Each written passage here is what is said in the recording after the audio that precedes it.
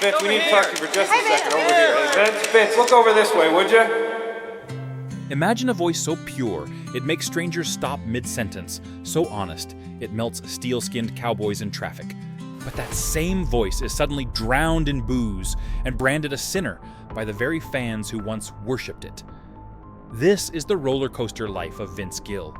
One fiery marriage labeled adultery, a hidden childhood deformity, a heart defect that could have killed him, and a scam that robbed a loyal fan of everything. Yet, he still sings with more grace than ever. Stick with me, because by the end you'll learn how a shy, cross-eyed kid from Oklahoma outloved, outsang, and outlasted every storm hurled at him. And why, for Vince Gill, grace, not glory, is the loudest note of all.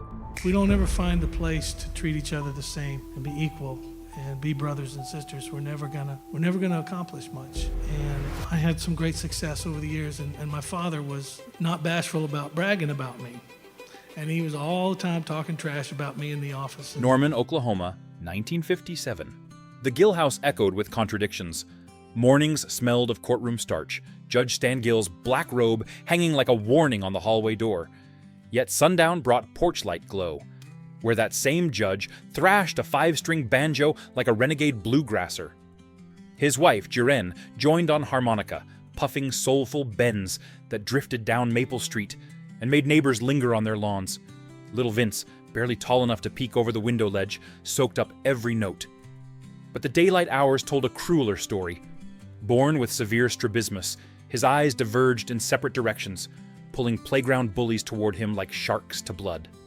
2 surgeries under blinding surgical lamps tried to straighten the gaze, but the left pupil still slipped whenever fatigue or fear crept in. They called him Cyclops, Walleye, and worse, names hissed across cafeteria tables, until the boy's voice shrank to a whisper. He'd rush home, slam the bedroom door, and yank a $6 pawn shop harmonica from his pocket. Practice begins now. At 5, he borrowed Grandma's battered acoustic. By 7, he could claw-pick Old Shep without a teacher. When he turned 10, the family emptied savings for a sunburst Gibson ES 335 worth more than their car.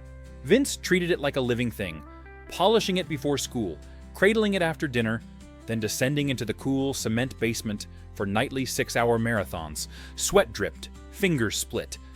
But each vibrating string stitched a tiny wound shut. He wasn't running from ridicule, he was forging a secret weapon. Over those long, echoing sessions, he discovered how to translate humiliation into honeyed bends, how to bend sorrow into major third triumphs that felt like sunrise after a tornado warning. Even grown musicians who wandered through the Gill jams stopped mid-conversation. Where did that ache come from? They were hearing a child transform pain into resonance. By junior high, classmates still mocked his wandering eye. But when the talent show curtain rose and he unleashed a blistering solo on Foggy Mountain Breakdown, jaws dropped, snickers died, and the cafeteria tormentors went silent for the first time. Music, Vince realized, could flip the social hierarchy in a single note. Yet just as his newfound confidence glimmered, tragedy barreled down a rain-slick highway toward his family. A lonely stretch of highway outside Oklahoma City, 1967. Rain hammered the windshield as Bob Gill, Vince's half-brother and childhood hero, tried to steer through the glare. One slick misjudgment, one deafening crunch, and the car twisted into scrap metal. When hospital lights finally steadied, doctors delivered the verdict. Catastrophic brain damage. Bob forgot faces, then words, then how to eat. For 25 years, he lived as a ghost in his own body, while Judge Gill took every side case he could find to pay the avalanche of medical bills. And Jiren aged a decade in one sleepless season. 12-year-old Vince watched love buckle under debt and grief. Every soulful bend on his ES 335 now carried the shiver of a boy imagining his brother's silent screams. The pain was relentless, and it stained his melodies the color of midnight. Fast forward to March 4th, 1976, Oklahoma City Fairgrounds Coliseum. Vince, 19, steps on stage with his bluegrass band Mountain Smoke to open for Kiss. Yes, the fire-breathing rock monsters in platform boots. The first fiddle lick meets a tsunami of booze. Beer cups sail overhead. A cowboy hat whizzes past his ear. Humiliation lights a fuse that years of bullying had packed tight. Mid-solo, Vince turns, rips the strap from his guitar, flips the entire arena the bird, then moons the front row before storming off. The crowd erupts, half in laughter, half in fury. Backstage, adrenaline shakes his hands. But under that roar, he feels something electric. Defiance can be louder than ridicule. That one impulsive act torched Mountain Smoke's future, yet it forged the steel spine he'd need for every stage to come. The very next morning, still nursing wounded pride, Vince picked splinters from his fingertips and vowed never to let hecklers dictate his worth again. He packed a duffel, said goodbye to Bob, and chased neon lights east to Kentucky, then west to Los Angeles. Anywhere music promised rebirth. Because somewhere out there, a band on life support was about to hand him the microphone that would change everything. Los Angeles, 1978. Pure Prairie League, once a country rock darling, was bleeding members and begging for a lifeline. A late-night jam session at the Palomino Club became their Hail Mary when Vince Gill stepped up to the mic. One verse, and the room went silent. The kid's tenor floated like smoke over neon. By sunrise, they were begging him to join, and this time he said yes. Within months, Vince's velvet and steel voice rebooted the band's sound, and in 1980, Let Me Love You Tonight blasted into the Billboard Hot 100, climbing to number 10. Radio DJs called it lightning and satin, soft enough for pop, twangy enough for country. Crowds chanted his name, arenas flashed with lighters. The shy boy with crossed eyes was suddenly America's new heartthrob. But success can be a mirage. Casablanca Records, the label bankrolling their tour buses, went bankrupt almost overnight. Paychecks evaporated, promotion stopped dead, and the album that should have rocketed them even higher stalled on dusty record store shelves. One week, Vince was autographing vinyl. The next, he was counting coins for gas. He'd just married Janice Oliver. And baby Jennifer arrived in 1982, tiny lungs crying while overdue bills piled on the kitchen table. The glory he'd tasted turned bitter, empty fridges, repo threats, and a knot in his gut every time the phone rang. Friends whispered that leaving the band might be career suicide. But Vince knew staying on a sinking ship would drown his family. Early '82, he walked away, guitar case in one hand, diapers in the other, praying the road hadn't run out. Yet somewhere in Nashville, a producer named Tony Brown heard the ache in Let Me Love You Tonight, and thought, give this man one more shot and he'll change country music forever. Nashville, late summer 1989. Vince is 32, an age when Music Row usually files you under has been, and RCA just quietly showed him the door. Enter Tony Brown, the leather-jacketed producer who hears diamonds where others hear demos. Brown storms into MCA's boardroom and slams a cassette on the table. Listen, this voice can still move mountains. Label execs raise eyebrows. Signing a mid-30s nearly man is financial suicide, but Brown wagers his own reputation. The contract lands on Vince's kitchen table like a defibrillator. One signature, one last roll of the dice. They cut When I Call Your Name in a cramped studio that smelled of coffee and neon dreams. First playback. The room falls silent. Vince's tenor quivers over a heartbreak lyric so fragile it feels like breathing on glass. When the final chord fades, Brown whispers, "That was magic." Radio programmers agreed. The single ignites phone lines across America. Listeners begging DJs to spin it again and again. By winter, it rockets to number 2 on Billboard's country chart. CMA names it Single of the Year. The Grammys call his name for Best Male Country Vocal. Vince clutches the trophy, hands trembling, mind racing. 5 years ago, he couldn't pay the electric bill. Now, he's holding music's holy grail. The floodgates burst. 1992's I Still Believe in You. Camps at number 1 for 5 straight weeks. Don't Let Our Love Start Slipping Away. One More Last Chance, Trying to Get Over You. 4 consecutive chart toppers. Stadium lights blaze, merchandise trucks roll, and the boy who once hid behind thick glasses now bathes in spotlight glare brighter than a July sun. Fans call him Mr. Nice Guy. Critics crown him the Velvet Chainsaw. That voice could slice hearts and sew them back together in a single phrase. Yet while the world applauded, cracks spidered across the foundation at home. Long tours, ringing phones, and unspoken resentments began poisoning the air between Vince and Janice. Every ovation on stage was echoed by another uneasy silence at the dinner table. Success had finally arrived, and it was expensive, and the bill would come due in the most personal way imaginable. 1998, Vince steps into the dim control room of Nashville's Ocean Way Studios, clutching a notebook of lyrics that feel like open wounds. His 17-year marriage to Janice Oliver has cracked beyond repair. Late-night fights, suitcases at the door, a silence so thick it chokes. He funnels every jagged shard into a new record titled The Key. Because that's what divorce feels like, turning a lock you prayed would never click. The first playback of the title track is agonizing. Strings weep, steel guitar moans, and Vince's velvet voice fractures on the line. Life keeps turning the key. Engineers glance away, pretending not to witness a soul stripping naked behind the glass. Critics lose their breath. They call the album a masterclass in pain, and country's raw nerve exposed. Fans hear something different, too. A man bleeding honesty rather than painting Nashville smiles. Sales don't match his 92 mega hits, but credibility skyrockets.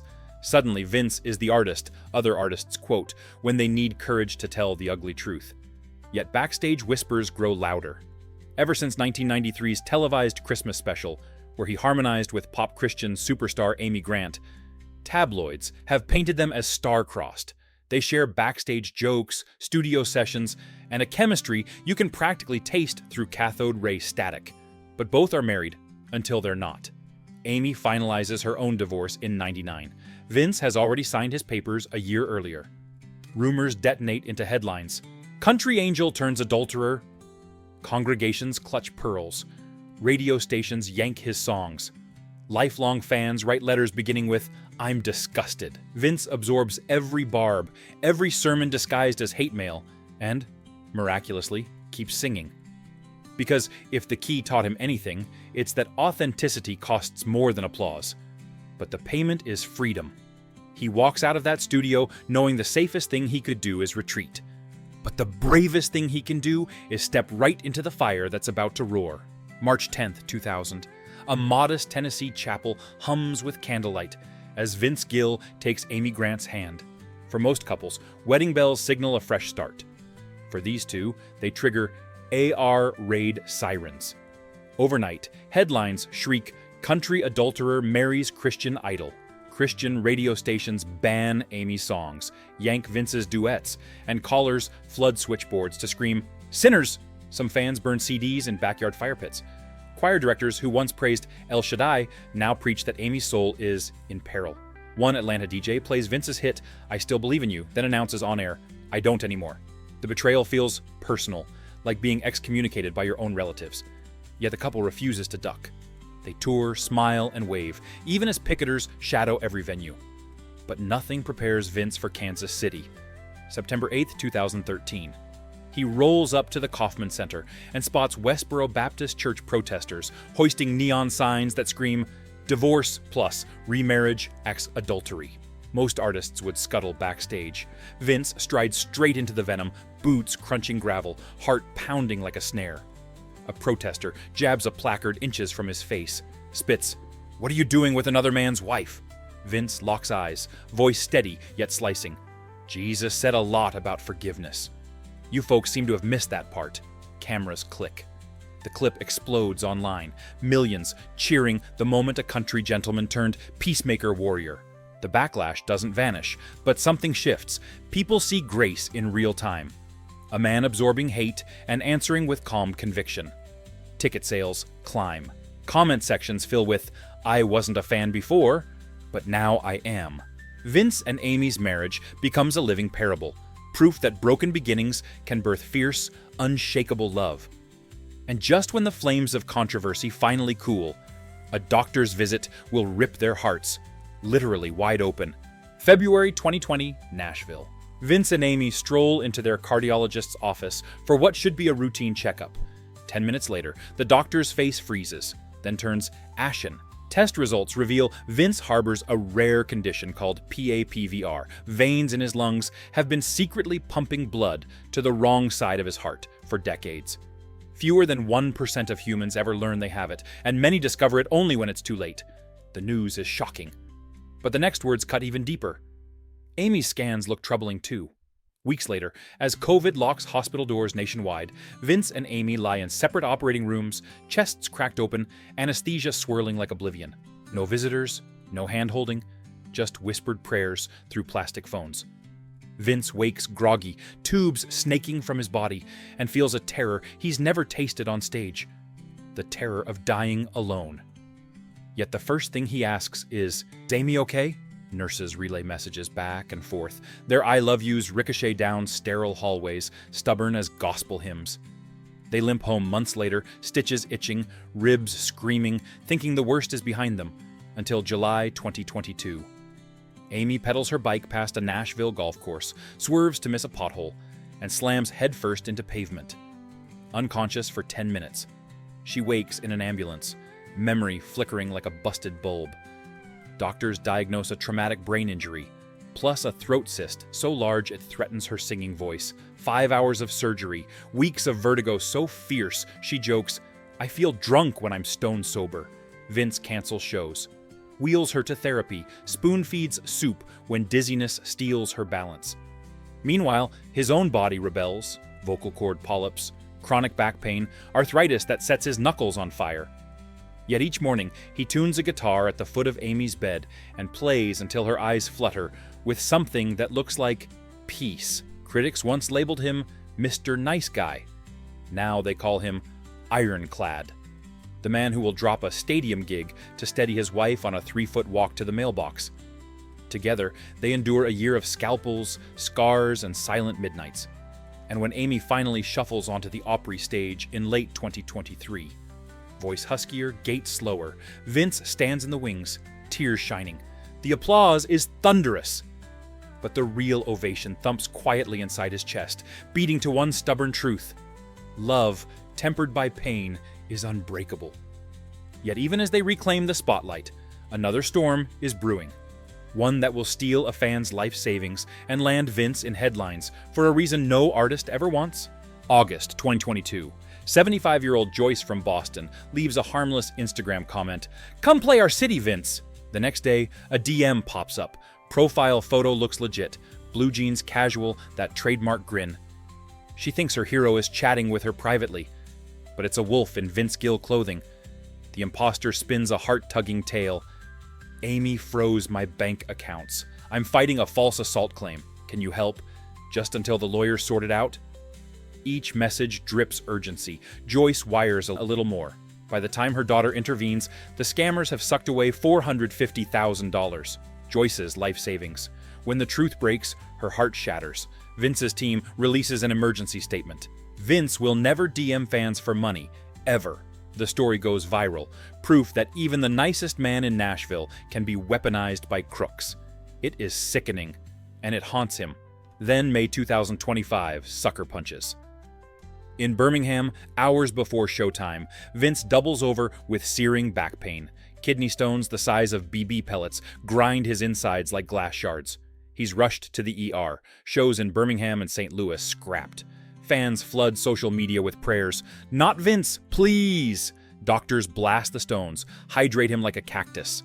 And 72 hours later, he's upright, cracking jokes about rock music that hurts. But the clock is ticking toward a milestone no setback can steal. Summer 2025 marks 50 years since teenage Vince climbed on a Greyhound out of Oklahoma, guitar case in hand. To celebrate, he mounts an epic 30-city tour, culminating in 4 home-stretch nights at Nashville's Mother Church, the Ryman Auditorium. The 8-piece band reads like a Hall of Fame roster: Jim Moose Brown on keys, Tom Bukovac ripping guitar, Wendy Moten shaking rafters with gospel harmonies. On opening night, the lights dim, and Vince steps into the glow. Gray at the temples, scars beneath the tux jacket, voice still liquid velvet. He whispers into the mic, "I left home in '75 with a dream. Tonight you made it come true." The crowd roars so loud it rattles stained glass windows.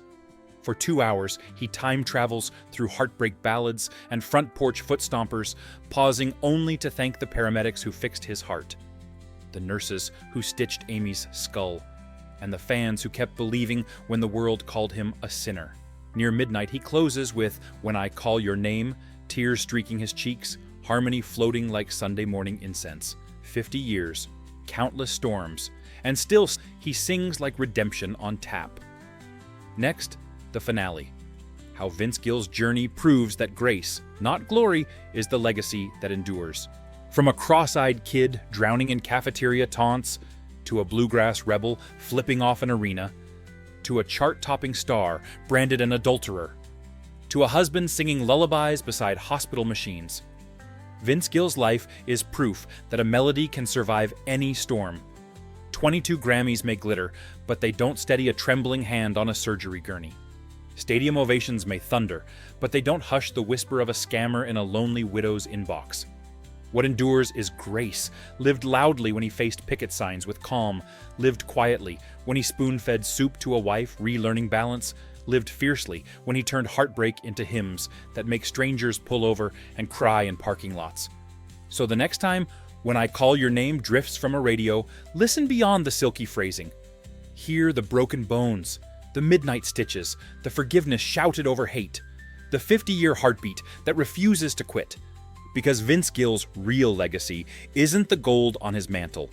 It's the gentle roar of kindness, echoing long after the final encore fades. And that, more than any chart position, is a note that will never go flat.